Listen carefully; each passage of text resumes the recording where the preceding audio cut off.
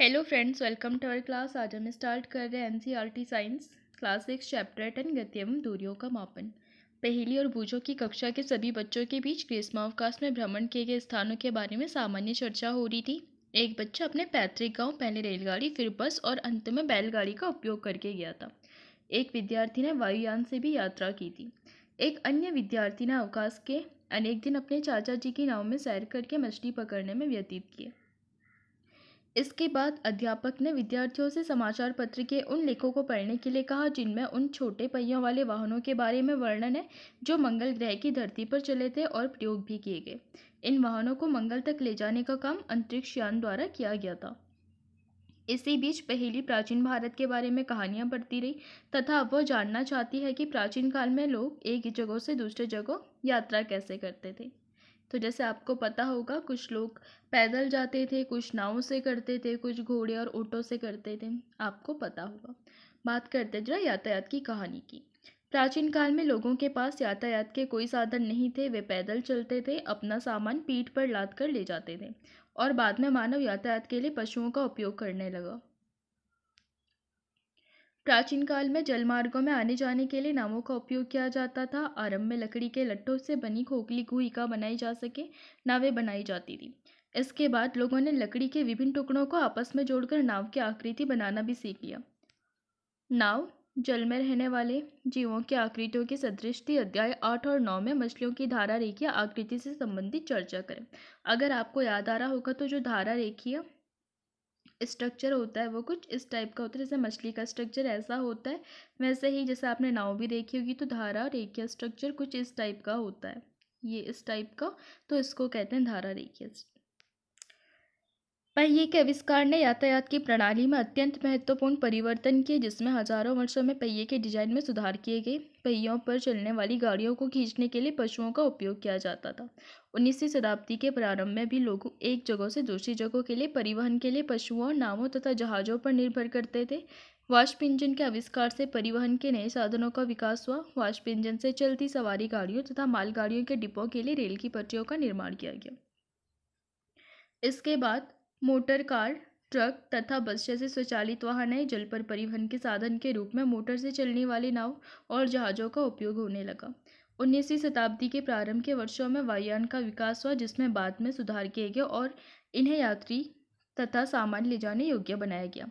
विद्युत रेलगाड़ी, एकल रेल, एक पटरी रेल, पराध्वनिक यानी कि सुपरसोनिक कहते हैं जिनको, यानी कि जिनकी साउंड होती है 5 मैक से ज़्यादा, उनको कहते हैं सुपरसोनिक। अगर आपको पता होगा 3 टाइप के होते हैं, हाइपोसोनिक, सबसोनिक एंड सुपरसोनिक। तो जो हाइपोसोनिक होते हैं यानी कि 5 मैक से कम साउंड वाले, और जो सबसोनिक होते हैं उनको कहते हैं 5 मैक वाले, और जो सुपरसोनिक होते हैं यानी कि उनकी जो साउंड है वो 5 मैक से ज़्यादा होती है। ये आप साउंड वाले चैप्टर में पढ़ेंगे आगे और डिटेल में। चित्र 10.1 में परिवहन के विभिन्न साधन दर्शाए गए। इन्हें प्राचीनतम से अत्याधुनिक परिवहन के साधनों के सही क्रम में व्यवस्थित करें।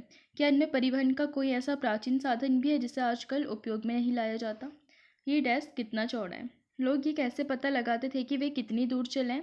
क्या आप इसे पता लगा सकते हैं कि आप अपने स्कूल तक की दूरी पैदल चलकर तय कर सकते हैं, या फिर स्कूल पहुंचने के लिए आपको बस या फिर रिक्शे की आवश्यकता होगी? जब आपको कुछ खरीदना होता है तब क्या आपके लिए बाजार तक पैदल जाना संभव होता है? आप इन प्रश्नों के उत्तर कैसे जानते हैं? कोई स्थान कितना दूर है, ये प्राय जानना बहुत ज़्यादा महत्वपूर्ण होता है ताकि हम अनुमान लगा सकें कि वहाँ पहुँचने के लिए हम कैसे जाएंगे, पैदल चलकर, बस से, या फिर रेलगाड़ी से, या पानी के जहाज से, या फिर वायुयान से, या फिर कोई अंतरिक्ष यान ले जाएगा। कभी कभी ऐसी वस्तुएं भी होती हैं जिनकी लंबाई या फिर चौड़ाई जानने की हमें आवश्यकता होती है। पहेली तथा बूझों की कक्षा में कमरे में बड़े बड़े डेस्क है जिन पर दो दो विद्यार्थी बैठते हैं। पहेली तथा बूझो एक डेस्क पर साथ साथ बैठते हैं, परंतु बहुधा उनमें इस बात को लेकर झगड़ा होता रहता है कि उसका दूसरा साथी डेस्क के अधिक भाग का उपयोग कर रहा है, जैसे आपके और आपके दोस्तों के बीच में भी होता होगा। अध्यापक के सुझाव पर उन्होंने डेस्क की लंबाई मापने का निश्चय किया। डेस्क के ठीक मध्य में एक चिन्ह बनाया तथा डेस्क को 2 बराबर भागों में बांटने के लिए एक रेखा खींची। ये दोनों ही अपने आप जो मित्र हैं उनके साथ दो भागों में बराबर बांटने के लिए एक रेखा खींची ताकि जो उनके बीच की लड़ाई है तो वो थोड़ा सा सॉल्व हो सके। ये दोनों ही अपने मित्रों के साथ गिल्ली डंडा खेलने के शौकीन है और बूझो तो सदैव ही अपने पास एक गिल्ली और एक डंडा भी रखता है। यहाँ चित्र 10.2 में देखें, उन्होंने गिल्ली और डंडे का उपयोग करके गैस जो डेस्क है उसकी लंबाई मापने की कोशिश की। ऐसा लगता है कि डेस्क की लंबाई दो डंडों की लंबाई तथा दो गिल्लियों की लंबाई के योग के बराबर है। डेस्क के मध्य में रेखा खींचने पर दोनों प्रसन्न दिखाई देते हैं क्योंकि दोनों को आधा आधा डेस्क मिला, जिसमें डेस्क का जो आधा भाग था लंबाई में एक डंडे और एक गिल्ली की लंबाई के बराबर है। कुछ दिनों के बाद खींची गई रेखा मिट जाती है। बुजो का पुराना गिल्ली डंडा खो गया, अब उसके पास गिल्ली डंडे का नया सेट है। अब देखते हैं वो गिल्ली डंडे के नए सेट का उपयोग करके डेस्क की लंबाई किस प्रकार नापेंगे। अब जब डेस्क की लंबाई गिल्ली डंडे के नए सेट से मापी गई तब डेस्क की लंबाई ऐसी प्रतीत हुई जैसे लगभग दो डंडों तथा एक गिल्ली की लंबाइयों के बराबर हो, परंतु फिर भी डेस्क का कुछ भाग बच जाता है। ये तो एक गिल्ली की लंबाई से कम है, अब क्या करें। आप जो पहली और बूझो को क्या सुझाव देंगे ताकि वे डेस्क की पूरी लंबाई माप लें। क्या वे लंबाई मापने के लिए क्रिकेट या फिर विकेट या फिर गुल्लियों का उपयोग कर सकते हैं, या आप सोचते हैं कि ऐसा करने से वैसी ही समस्या उत्पन्न हो सकती है। वो एक काम कर सकते हैं, एक छोटी डोरी लेकर के और इस पर दो चिन्ह लगाए। इस डोरी की एक लंबाई होगी, वे डेस्क की चौड़ाई डोरी की लंबाई के पदों में माप सकते हैं। वे इस डोरी का उपयोग डोरी की लंबाई से कम दूरियों को मापने में किस प्रकार कर सकते हैं। वे डोरी को मोड़ करके डोरी की लंबाई का आधा, एक चौथाई या फिर आठवां भाग कर सकते हैं। अब संभवतः पहेली तथा बूझो डेस्क के यथार्थ लंबाई इस डोरी की सहायता से माप सकते हैं। आप ये भी कह सकते हैं कि उन्हें अपने ज्यामिति बॉक्स के पैमाने का उपयोग करके अपनी समस्या हल करनी चाहिए। हाँ, वास्तव में ऐसा किया जा सकता है। बूझो ने ये पढ़ा कि जब ऐसे मानक पैमाने नहीं थे तब लोग दूरियां कैसे नापते थे तथा वो स्वयं भी भिन्न भिन्न ढंगों से दूरियां मापने का प्रयास भी कर चुका है। ऐसे अनेक अवसर आते हैं जब हमें लंबाई या फिर दूरियां मापने की ज़रूरत होती है। दर्जी कपड़े की लंबाई जानने के लिए मापता है कि वो कपड़ा कुर्ता सीने के लिए पर्याप्त है या फिर नहीं। बढ़ई किसी अलमारी की लंबाई या फिर चौड़ाई इसलिए मापता है ताकि वो जान सके कि अलमारी के दरवाजे को बनाने के लिए कितनी लकड़ी की ज़रूरत है। किसी किसान को अपने खेत की लंबाई या फिर चौड़ाई या फिर उसके क्षेत्रफल जानने की इसीलिए ज़रूरत होती है ताकि वो ये जान पाए कि वो अपने खेत में कितने बीज बो सकता है और उससे अपनी फसलों के लिए कितने पानी की ज़रूरत होगी। यदि आपसे पूछा जाए कि आपकी लंबाई कितनी है तब आप एक ऐसी सरल रेखा की लंबाई बताएंगे जो आपके सिर से लेकर के आपके पैर की एड़ी तक की रेखीय लंबाई के बराबर होती है। ये कमरा कितना लंबा है, ये डेस्क कितना चौड़ा है, दिल्ली लखनऊ से कितना दूर है, पृथ्वी से चंद्रमा कितनी दूर है। इन सभी प्रश्नों में एक बात समान है, ये सभी दो स्थानों के बीच की दूरी से संबंधित है। दो स्थान मेज के दो किनारों की तरह पास पास हो सकते हैं। इसके विपरीत दो स्थान जम्मू और कन्याकुमारी की तरह एक दूसरे से बहुत ज़्यादा दूर भी हो सकते हैं।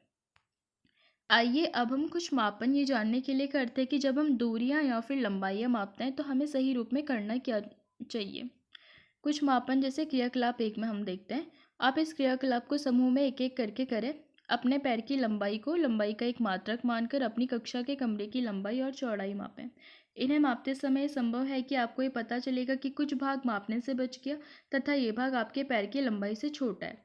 पहले की भांति अपने पैर के भाग की लंबाई मापने के लिए किसी डोरी का उपयोग करें। अपने प्रेक्षणों को सारणी 10.1 में लिखें। क्रियाकलाप 2, समूह में काम करें। आप में प्रत्येक अपने बालिश को मानक मात्रक मानकर अपनी कक्षा के कमरे में रखी मेज या फिर डेस्क की चौड़ाई माप सकते हैं। बालिश का मतलब होता है जैसे कि हाथ से किसी चीज़ को नापना, इस तरीके से। मापन के लिए यहाँ भी आप पाते हैं कि आपको अपनी एक बालिश के बराबर लंबी डोरी या फिर इस डोरी की लंबाई के अंश भागों की ज़रूरत होती है। अपने प्रेक्षण को सारणी 10.2 में लिखें। हम देखते हैं कि मापन का किसी अज्ञात राशि की उसी प्रकार की कुछ ज्ञात राशि से तुलना करता है। इस ज्ञात निश्चित राशि को कहते हैं मात्रक। जैसे कि आपने कई बार सुना होगा मीटर, किलोग्राम या फिर डेकाग्राम, इस टाइप की जो चीज़ें होती हैं इन सबको कहते हैं मात्रक। या फिर सेकंड सुना होगा आपने, ये सब भी मात्रक है। कैंडेला सुना होगा, वो भी मात्रक है। किसी माप के परिणाम को दो भागों में व्यक्त किया जाता है। एक भाग संख्या है, दूसरा भाग ली गई माप का मात्रक होता है। उदाहरण के लिए क्रियाकलाप 1 में यदि कक्षा के कमरे की लंबाई आपके 12 पैर की लंबाई के बराबर है तो 12 एक संख्या है तथा पैर की लंबाई एक मात्रक है जिसे मापन के लिए चुना गया। अब सारणी 10.1 तथा 10.2 में अंकित सभी मापों का अध्ययन करें। क्या प्रत्येक पैर द्वारा मापी गई कमरे की लंबाई के सभी माप बराबर हैं? क्या सभी के द्वारा अपनी अपनी बालिश्तों से मापी गई मेज की चौड़ाई की माप बराबर है? शायद ये परिणाम अलग अलग हो सकते हैं क्योंकि आपकी बालिश लंबाई में आपके मित्रों की बालिश्तों से अलग हो सकती है। इसी प्रकार सभी विद्यार्थियों के पैर की लंबाइयों में कुछ अंतर भी हो सकता है। इसीलिए जब आप अपने बालिश्तों या फिर पैरों की लंबाई को मात्रक की भांति उपयोग करके किए गए माप को किन्हीं अन्य व्यक्तियों को बताते हैं तो वे समझ नहीं पाते कि लंबाई वास्तव में कितनी है, क्योंकि वास्तविक लंबाई जानने के लिए बालिश्त या फिर पैर की लंबाई जानना जरूरी है। अतः हम देखते हैं कि हमें मापन के कुछ ऐसे मात्रकों की जरूरत होती है जो सभी व्यक्तियों के लिए समान होनी चाहिए। मापन के मानक मात्रक। प्राचीन काल में पैर की लंबाई या अंगुली की चौड़ाई तथा एक कदम की दूरी, इन सभी मापों को मात्रक के रूप में सामान्य उपयोग होता था। हड़प्पा सभ्यता के लोगों ने अवश्य ही लंबाई के बहुत अच्छे मापन का उपयोग किया होगा, क्योंकि ये खुदाई में प्राप्त परिशुद्ध ज्यामितीय रचनाओं को देखने से भी प्रमाणित हो जाता है। जैसे हमें लोथल से भी कई प्रकार के षटकोणीय या फिर कई प्रकार के जो मानक मापक थे वो देखने को भी मिले। कोहनी से उंगली तक के छोर की लंबाई, जिसे हाथ कहते हैं, लंबाई के मात्रक के रूप में प्राचीन मिस्र में उपयोग किया जाता था, जिसे संसार के अन्य भागों में भी मान्यता प्राप्त थी। संसार के विभिन्न भागों में लोग लंबाई के मात्रक के रूप में फुट का उपयोग करते थे। अलग अलग क्षेत्रों में फुट की लंबाई थोड़ी अलग थी। लोग एक गज कपड़ा फैली बाह के सिरे से अपने थोड़ी तक मापते थे। रोमवासी अपने पग या फिर कदमों की लंबाई से मापते थे। प्राचीन भारत में छोटी लंबाइयों को मापने के लिए अंगुल या फिर मुट्ठी का उपयोग किया जाता था। आज भी भारत के कई शहरों में हम पुष्प विक्रेताओं को पुष्पहारों को बेचते समय अपनी भुजाओं का उपयोग करते हुए देख सकते हैं। सुविधानुसार शरीर के ऐसे बहुत से भागों का मात्रकों के रूप में उपयोग होता आ रहा है। तथापि प्रत्येक व्यक्ति के शरीर के मापों में थोड़ी भिन्नता हो सकती है। शायद इसी कारण भी मापन में उलझने आई होंगी। वर्ष 1790 में फ्रांसीसियों ने मापन की एक मानक प्रणाली की रचना की, जिसे कहा गया मीटरी पद्धति। एक समानता के लिए समस्त संसार के वैज्ञानिकों ने मापन के लिए मानक मात्रकों के एक सेट को स्वीकार किया। आजकल जिस मात्रक प्रणाली का उपयोग हो रहा है उसे कहते हैं अंतरराष्ट्रीय मात्रक प्रणाली, यानी कि एसआई मात्रक। लंबाई का एसआई मात्रक होता है मीटर। चित्र 10.6 में मीटर पैमाना दिखाया गया है। इसमें आपके ज्यामिति बॉक्स का 15 सेंटीमीटर पैमाना भी दिखाया गया है। प्रत्येक मीटर को 100 बराबर भागों में विभाजित किया जाता है, जिन्हें सेंटीमीटर कहते हैं। एक सेंटीमीटर के 10 बराबर भाग होते हैं, जिन्हें मिलीमीटर कहते हैं। यानी कि एक मीटर में कितने सेंटीमीटर? 100। और एक सेंटीमीटर में कितने मिलीमीटर? 10। इसको आप ऐसे भी कर सकते हैं, किलो। इसका एक फॉर्मूला होता है, मैं आपको बताती हूँ। Kilo, hecto, deca, metre, deci, centi और मिली। तो इनके बीच में क्या होता है? 10-10 का गैप होता है। तो अगर हम ऐसे करके देखें तो अगर मिलीमीटर की बात करें तो इनके बीच में 10 है, तो सेंटी और मिली है तो इनके बीच में यानी कि 1 सेंटीमीटर है, तो इसमें कितना है? क्योंकि इन दोनों के बीच में 10 है तो यहाँ पे आएगा 10। और अगर हम बात करते हैं एक मीटर में कितने सेंटीमीटर, तो ये रहा मीटर और ये रहा सेंटीमीटर, यानी कि एक ये हो गया, एक ये हो गया, तो यानी कि 10 × 10 = 100। तो इस तरीके से यह 100 सेंटीमीटर हो गया।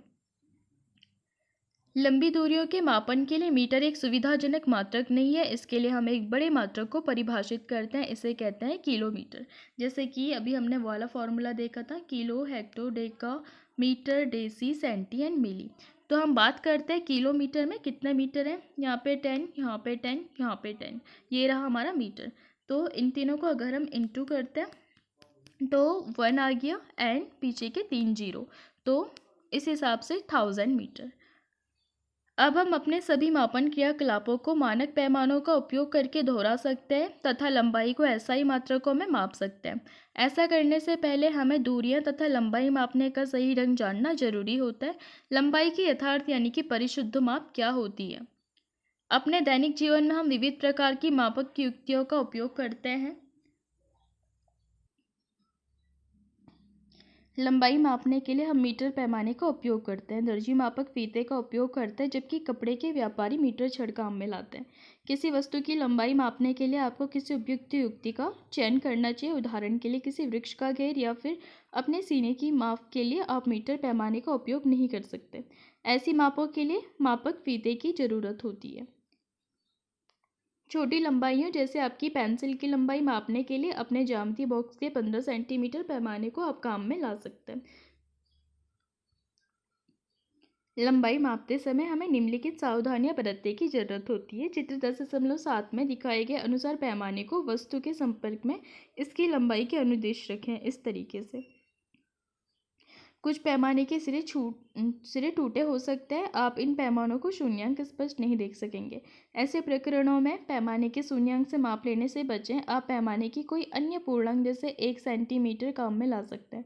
तब आपको दूसरे सिरे के पाठ्यांक से इस पूर्णांक के पाठ्यांक को घटाना चाहिए। उदाहरण के लिए 10.8b में एक सिरे का पाठ्यांक 1 से तथा दूसरे सिरे का पाठ्यांक 14.3 सेंटीमीटर है। अतः वस्तु की लंबाई यानी कि जो 14.3 था उससे -1 कर देंगे तो 13.3 हमको देखने को मिलेगा। माप लेने के लिए आँख की सही स्थिति भी महत्वपूर्ण होती है। चित्र 10.9 में दर्शाए अनुसार आपकी आँख जिस बिंदु की माप ली जानी है उसके ठीक सामने होनी चाहिए। स्थिति बी आँख की सही स्थिति है। ध्यान दीजिए कि बी से देखने पर पाठ्यांक 7.5 सेंटीमीटर है। स्थितियों ए तथा सी से पाठ्यांक भिन्न हो सकता है क्योंकि ये थोड़ा तिरछे में देख रहे हैं।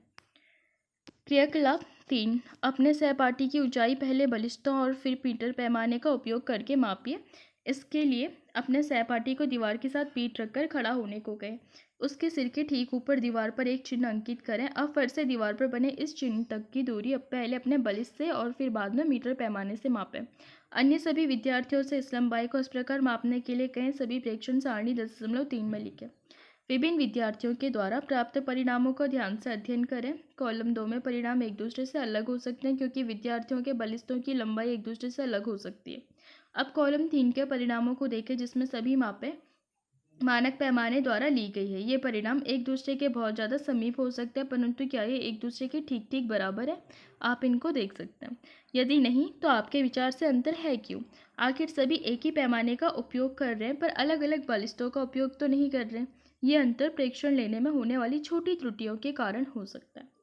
मापन की इन त्रुटियों को जानने और व्यवहार में लाने के महत्व के बारे में उच्च कक्षाओं में हम सीखेंगे। किसी वक्र रेखा की लंबाई मापना। हम किसी वक्र रेखा की लंबाई सीधे ही मीटर पैमाने का उपयोग करके नहीं माप सकते। वक्र रेखा की लंबाई मापने के लिए हम धागे का उपयोग कर सकते हैं। क्रियाकलाप 4, वक्र रेखा AB की लंबाई मापने के लिए किसी धागे का उपयोग करें। धागे के एक सिरे पर गांठ बांधे। इस गांठ को बिंदु A पर रखें। अब धागे को अपनी उंगली तथा अंगूठे द्वारा तना हुआ रखकर इसके छोटे भाग को रेखा के अनुदिश रखें। इस बिंदु पर अपने एक हाथ से धागे को थामिए। अपने दूसरे हाथ से धागे के और थोड़े भाग को वक्र रेखा के अनुदिश फैलाएं। इस प्रक्रिया को दोहराते हुए वक्र रेखा के बिंदु B तक पहुंचिए। धागे का जो भाग बिंदु B पर है वहां पर एक चिन्हांकित करें और अब इस धागे को मीटर पैमाने के अनुदिश फैलाएं। धागे के आरंभ में बंदी गांठ है तो इस पर बने अंतिम चिन्ह के बीच की लंबाई मापें और ये माप वक्र रेखा AB की लंबाई होगी। हमने देखा कि सुनिश्चित करने के लिए कि हम दूरियों तथा लंबाइयों की यथार्थ माप ले रहे हैं हमें बहुत सी सावधानियां भी बरतनी पड़ती है। माप के लिए कुछ मानक युक्तियों तथा मानक परिणाम को व्यक्त करने के लिए हमें कुछ मानक मात्रकों की जरूरत होती है। हमारे चारों ओर गतिशील वस्तुएं। क्रियाकलाप 5, उन वस्तुओं के बारे में सोचें जो आपने हाल ही में देखी हैं। इनकी सूची सारणी 10.4 में बनाएं। जैसे यहाँ पे घर, मेज, घड़ी, तो आप इन सारी चीज़ों में गतिशील और जो गति नहीं करती है उन चीज़ों को बता सकते हैं। सूची में स्कूल का बस्ता, मच्छर, मेज, कुर्सियों पर बैठे व्यक्ति, इधर उधर जाते लोग आदि हो सकते हैं। इसके अतिरिक्त तितलियां, कुत्ते, गाय, आपका हाथ, छोटा बच्चा, जलने मछली, घर, फैक्ट्री और पत्थर, कूड़ा, गेंद, बल्ला, चलती रेलगाड़ी, सिलाई मशीन, दीवार, घड़ी और घड़ी की सुइयां भी हो सकती है। आप जितनी लंबी सूची बना सकते हो बनाइए। इनमें से कौन गतिशील है और कौन विराम है?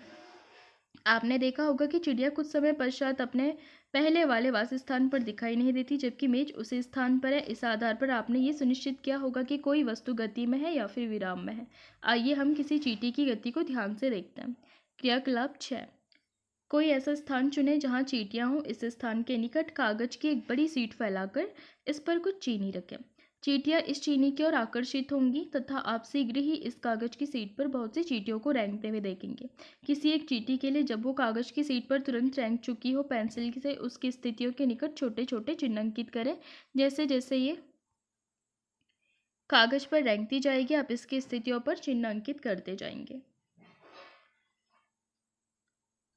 उन विभिन्न बिंदुओं जिन्हें आपने कागज पर अंकित किया था को तीरों द्वारा जोड़कर चींटी की गति की दिशा दर्शाइए। वो हर बिंदु जिसे आपने अंकित किया कुछ सेकंड समय के अंतराल में चींटी ने कहाँ कहाँ गति की को दर्शाता है। गति किसी वस्तु की स्थिति में किसी प्रकार के परिवर्तन जैसे दिखाई देती है। क्या आप ऐसा नहीं मानते? क्रियाकलाप 5।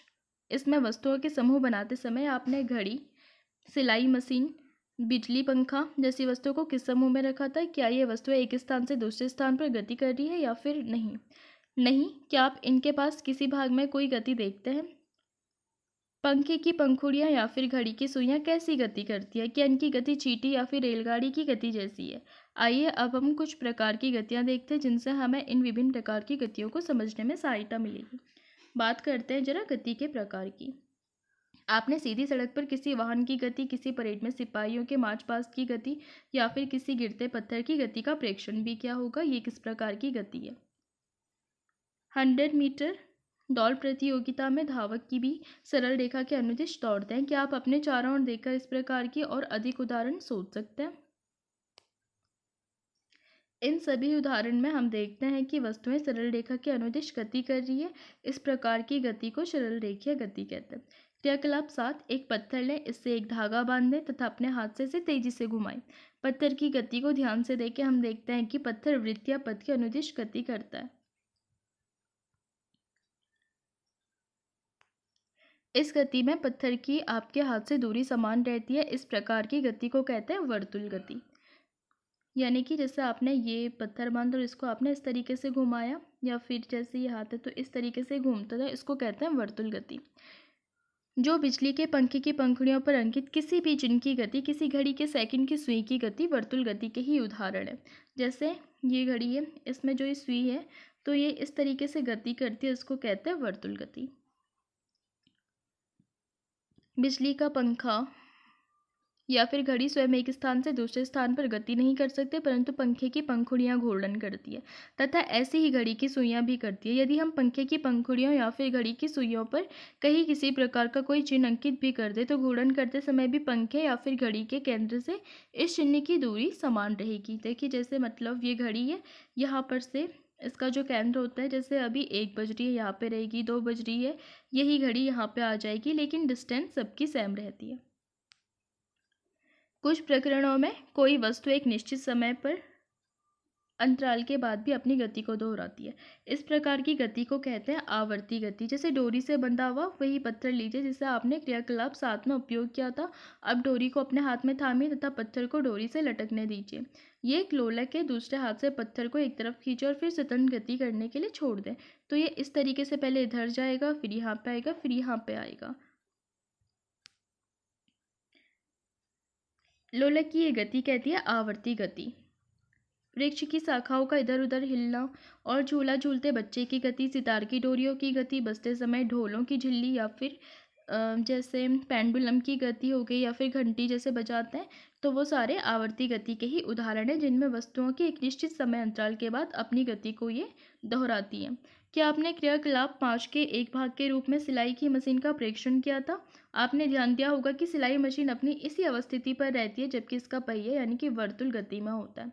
इसमें एक सुई भी होती है जो कि मतलब जब तक पहिया घूर्णन करता है तब तक निरंतर ऊपर नीचे गति करती है। क्या ऐसा नहीं है? यहाँ सुई आवर्ती गति कर रही है। क्या आपने फर्श पर लुढ़कती किसी गेंद की गति का ध्यानपूर्वक प्रेक्षण किया? यह गेंद किसी फर्श पर लुढ़कती और घूर्णन करती हुई दिखाई देती है, आगे की ओर गति करती है। इस प्रकार गेंद सरल रेखीय गति के साथ साथ घूर्णन गति भी करती है। क्या आप ऐसे अन्य उदाहरण बता सकते हैं जिनमें वस्तु की विभिन्न प्रकार की गतियों से मेल करती है? इस अध्याय के अंतर्गत हमने बहुत से मापन क्रियाकलाप किए तथा कुछ प्रकार की गतियों के विषय में भी चर्चा की। हमने देखा कि समय के साथ स्थिति में परिवर्तन को गति कहते हैं और स्थिति में वे इस परिवर्तन को हम दूरी मापन द्वारा ज्ञात भी कर सकते हैं। इससे हमें जानकारी मिलती है कि कोई वस्तु कितनी धीमी या फिर तीव्र गति कर रही है। फर्श पर घोंघे का रेंगना, तितली का एक पुष्प से दूसरे पुष्प पर मंडराना, नदी का प्रवाहित होना, जो नदी की गति होती है उसको कहते हैं सर्पिल गति। वायुयान का वायु में ऊंचाइयों पर उड़ना, पृथ्वी के परित चंद्रमा द्वारा गति करना, हमारे शरीर में रुधिर का परिसंचरण होना आदि सभी उदाहरण हमारे चारों तरफ अनेक स्थानों पर होने वाली गतियों को ही दर्शाते हैं। तो यहाँ पे कुछ प्रमुख शब्द है, अगर आप समझ गए होंगे तो इनके आंसर दे सकते हैं। वर्तुल गति क्या होती है, दूरी क्या होती है, मापन क्या होता है, गति क्या होती है, आवर्ती गति क्या होती है, सरल रेखीय गति क्या होती है, एसआई मात्रक क्या होता है और मापन के मात्रक कौन कौन से होते हैं। आप इन पे अपने आंसर या फिर डाई रख सकते हैं। चैप्टर को थोड़ा शॉर्ट फॉर्म में देखते हैं। एक स्थान से दूसरे स्थान तक जाने के लिए परिवहन के विभिन्न साधनों का उपयोग किया जाता था और किया भी जाता है। प्राचीन काल में लोग पैरों की लंबाई, उंगली की चौड़ाई, एक कदम की दूरी आदि का उपयोग करके मापन के मात्रक के रूप में करते थे। इससे उलझनें होती थी तथा इसीलिए किसी एक समान मापन प्रणाली को विकसित करने की आवश्यकता उत्पन्न हुई थी।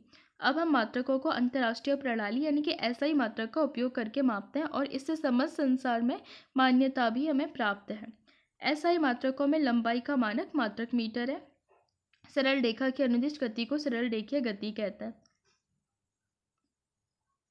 वर्तुल गति में कोई वस्तु इस प्रकार गति करती है कि उस वस्तु की किसी नियत बिंदु से दूरी समान रहती है, जैसे कि घड़ी और उसकी सुई से उसकी जैसे समय होता है तो जो घड़ी की सुई है वो इस तरीके से गति करती है, इसको कहते हैं वर्तुल गति। और ये चाहे मतलब 1 बजे की, चाहे 2 बजे की, चाहे 3 बजे की, केंद्र से लेकर के यहाँ तक इसकी डिस्टेंस हमेशा सेम रहेगी। ऐसी गति जो एक निश्चित समय अंतराल के पश्चात होगी उसे कहते हैं आवर्ती गति, जैसे किसी पेंडुलम की गति या फिर झूला झूलते हुए बच्चे की गति। अब आपके लिए कुछ होमवर्क, अगर आप चाहें तो उनको कर सकते हैं। किसी व्यक्ति की लंबाई 1.65 मीटर है, इसे सेंटीमीटर और मिलीमीटर में व्यक्त करें। राधा के घर तथा उसके स्कूल के बीच की डिस्टेंस 3250 मीटर है, इस दूरी को किलोमीटर में व्यक्त करें। किसी स्वेटर बुनने की सिलाई को लंबाई मापते समय स्केल पर यदि इसके एक सिरे का पाठ्यांक 3 सेंटीमीटर तथा दूसरे सिरे का पाठ्यांक 33.1 सेंटीमीटर है तो सिलाई की लंबाई कितनी है। तो आज के लिए इतना ही, अब मिलेंगे हम नेक्स्ट क्लास में। अगर आपको पसंद आए तो लाइक कीजिए, शेयर कीजिए, सब्सक्राइब कीजिए। टेलीग्राम का लिंक आपको डिस्क्रिप्शन में मिल जाएगा। Thanks to watching.